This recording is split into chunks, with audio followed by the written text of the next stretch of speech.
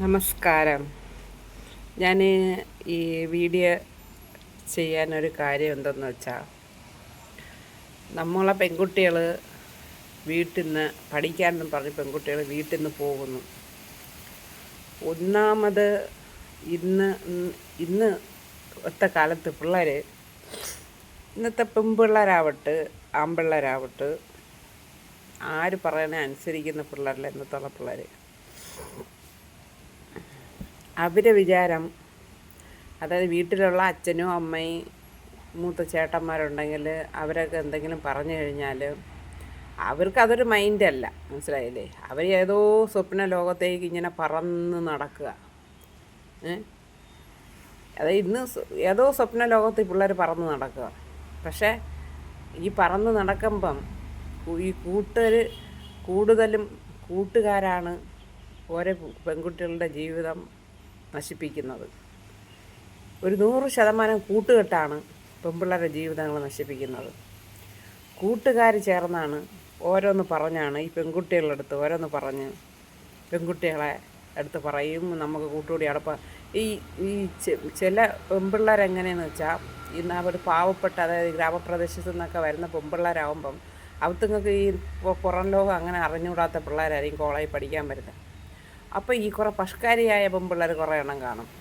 അവളൊക്കെ വന്നിട്ട് ഈ കൊച്ചിൻ്റെ അടുത്ത് ഓരോന്ന് പറഞ്ഞ് അതിനെ ഞാൻ പറയും ഭാഷ ചെയ്ത് നമുക്കൊന്ന് പുറത്തോട്ടൊക്കെ പോവാം, അവിടെ പോവാം, ഇവിടെ പോവാം, ഇവനായിട്ട് കമ്പനി അടിക്കുക, അവനായിട്ട് സംസാരിക്കുക എന്നൊക്കെ പറഞ്ഞ് ഈ പെൺപിള്ളേരെ ഇങ്ങനെ ഈ ഗ്രാമപ്രദേശമൊക്കെ താമസിക്കുന്ന പിള്ളേർക്ക് അധികം ഭാഷകാരങ്ങളും അധികം നാടും ഒന്നും അറിഞ്ഞിട്ടുള്ള പിള്ളേരല്ല. ഇങ്ങനെയുള്ള പെൺകുട്ടികളെ കുറേ പെൺകുട്ടികൾ വഴിതെറ്റിക്കും. എന്നിട്ട് അവർക്കൊക്കെ എന്ന് പറഞ്ഞാൽ കക്കാനറിയാമെങ്കിൽ അവർക്ക് നിൽക്കാനും അറിയാം. അത് കക്കാനറിയാമെങ്കിൽ നിൽക്കാൻ അറിയാമെന്നുള്ളതുകൊണ്ടാണല്ലോ അത് ചെയ്യുന്നത്. അപ്പോൾ ഈ ഞാൻ പറയുന്നത്, അതുകൊണ്ട് ഞാൻ പറയുന്നത്, ഇപ്പോൾ ഈ കുറേ നമ്മളെ പോലെയുള്ള കൂലിപ്പണിക്കാരെ മക്കൾ അമ്മമാർ അത്ര മാത്രം കിടന്ന് കഷ്ടപ്പെട്ട്, അച്ഛനും അമ്മമാരും കിടന്ന് കഷ്ടപ്പെട്ടാണ് ഈ മക്കൾ പഠിച്ച്, അതായത് ഞാനിന്ന് കൂലിപ്പണി ചെയ്യുന്നു, ഞാനിന്ന് വീട്ടു ജോലി ചെയ്യുന്നു, അതുപോലെ എൻ്റെ മോള് വരരുത് എന്ന് വിചാരിച്ചാണ് ഓരോ അമ്മമാർ അച്ഛനും കഷ്ടപ്പെട്ട് മക്കളെ പഠിപ്പിക്കാൻ വേണ്ടി കടങ്ങളും ലോണും എടുത്ത് ഹോസ്റ്റലുകളിൽ കൊണ്ടുവന്ന് പഠിക്കാനാക്കുന്നത്. കുട്ടികളെ, നിങ്ങൾ ഒരു വഴി തെറ്റിപ്പോകുമ്പോൾ ഒരമ്മേരെയും ഒരച്ഛൻ്റെയും പ്രതീക്ഷകളാണ് നഷ്ടപ്പെടുന്നത്. അത് നിങ്ങൾ ഓർക്കണം കേട്ടോ. എടുത്ത് ചാടി കൂട്ടുകൂടി ഓരോന്ന് വിടാം. ഇന്നലെ ഒരു 12 വയസ്സുള്ള ഒരു പെങ്കൊച്ച് ഇറങ്ങിപ്പോയി, കാണാനില്ല എന്ന് പറഞ്ഞ ഒരു അമ്മ കരഞ്ഞ് വിളിച്ച് ഇതിൽ ഫേസ്ബുക്കിൽ കിടക്കുന്ന കണ്ടു. കുറച്ച് കഴിഞ്ഞപ്പോഴത്തേക്ക് പറയുന്നു, പിറ്റേ ദിവസത്തെ ഞാൻ ഫേസ്ബുക്കിൽ നോക്കിയപ്പോൾ 2 ദിവസം കഴിഞ്ഞ് ഞാൻ നോക്കിയപ്പോൾ കാണാം ആ പെങ്കൊച്ച് തിരിച്ചു വന്നെന്ന് പറഞ്ഞു. അപ്പോൾ പോയത് 12 വയസ്സായ പെങ്കൊച്ച് 22 വയസ്സായവൻ്റെ കൂടെ പോയി എന്നാണ് പറയുന്നത്. അത് ഈ 12 വയസ്സായ പെങ്കൊച്ചിന് എനിക്കറിയില്ല. നമ്മളെയൊക്കെ കൊച്ചും കാലത്ത് 12 വയസ്സ് കാലമെന്ന് വെച്ചാൽ നമുക്ക് ഒന്നും അറിഞ്ഞുകൂടാത്ത കാലമാണ്. നല്ലതും ചീത്ത എന്തെന്ന് പോലും അറിഞ്ഞുകൂടാത്ത കാലമാണ് 12 വയസ്സെന്ന് പറയാം. ഇന്നുള്ള മക്കൾക്കുള്ള ബുദ്ധിയൊന്നും അന്നുള്ള പിള്ളേർക്കില്ല. അപ്പോൾ ഇങ്ങനെ ഒരു ന്യൂസ് ഞാൻ കേട്ടപ്പോൾ ഞാൻ വിചാരിക്കുകയായിരുന്നു, ഈ വീട്ടിലുള്ളവർ ഈ പെൺകുട്ടികൾക്ക് ഫോണുകൾ, 12 വയസ്സായ കുട്ടികൾക്ക് ഫോൺ എന്തിനു കൊടുക്കുന്നു?